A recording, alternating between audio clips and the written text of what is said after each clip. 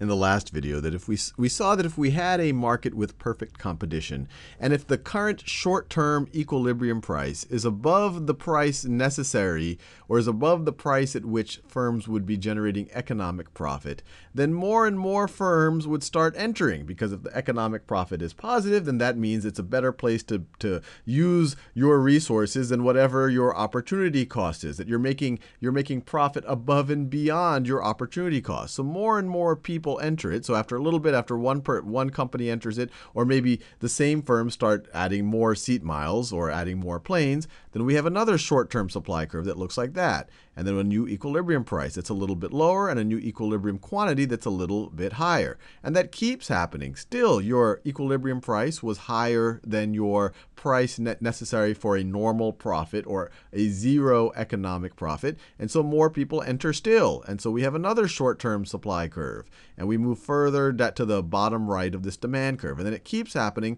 until we have a supply curve where the equilibrium price, where this new short-term equilibrium price is the same as the price at which everyone is making a normal profit, or the price needed for zero economic profit. At that point, people are neutral whether they drop out or enter into the market, and so the quantity remains stable. And so that's why we view each of these curves over here as our short-run supply curves. But this line right over here, let me do this in a new color. We do it in yellow. This line over here, we've talked about this in previous videos. That's why this line over here we call our long-run supply curve. Because depending on whether the equilibrium price is above or below this, at some point, supply will enter or exit the system so that we eventually get back to some point along this long-run supply curve right over here. Now, this was assuming perfect competition. Many players, identical products. We did it for air travel. No barriers to entry. Let's think about what happens if we have the exact opposite of perfect competition. So we're going to start at the same point. We're going to start there. So we're going to start at the green supply curve, and we have this red demand, this orange demand curve. But let's say that instead of having perfect competition, we live in a country where they say, and there are countries like this, where they say there's only one air carrier that can do business. It is the national air carrier in our country. And so instead of many players, we now have one player. And then who cares? Obviously, it's an identical product. Well, they only have one product, one player. Huge barriers to entry. No one else, as you could also say, infinite barriers to entry. No one else by law is allowed to enter into this. So I'm going to the extreme case. And obviously, there is the ultimate advantage. Ultimate advantage for the existing player. They are the one that the government is the only one that the government is allowing to participate. And price information we don't really care about. There's only one price quote coming from one player. And when we do that, when we talk about one player as the only player in the market, we are not talking about perfect competition. We are then talking about a monopoly. We are then talking about a monopoly. Monopoly.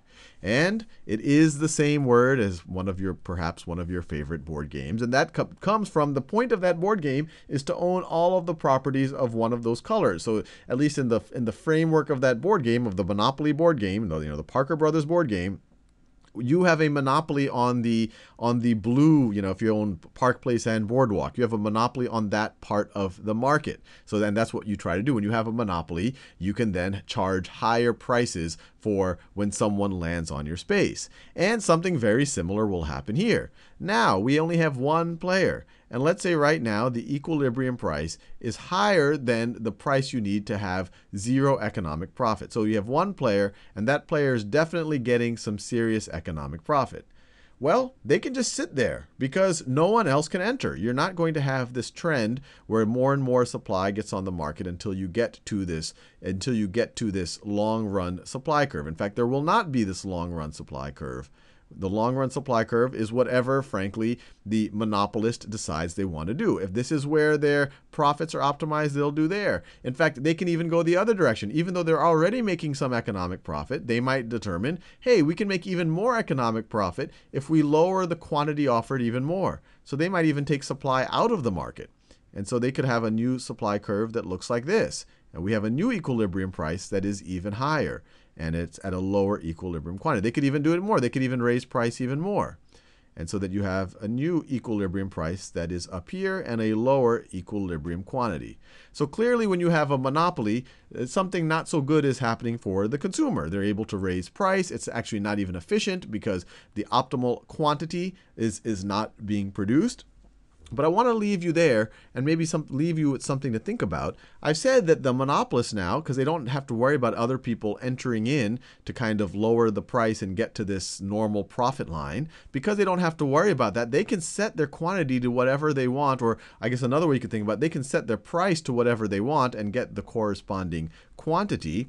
But the question is how do they set that? How would they determine where along this curve that they would like to either set the price, or I guess you could say set the quantity by limiting production in some way?